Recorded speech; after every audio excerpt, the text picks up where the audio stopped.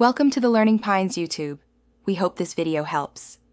You start by confirming your One UI version so you know which controls are available. This matters because options differ across releases. Once done, unlock the phone and open settings immediately. Tap Display or directly search for Control Center in Settings to save time. You should see a Control Center toggle, turn it on if off. This first step exposes the interface you'll customize, and it prevents wasting time on unavailable options later. You'll now rearrange and add tiles so your most used toggles are accessible. Tap Edit or Manage within the Control Center settings, then drag items to reorder. This changes what you see when swiping down.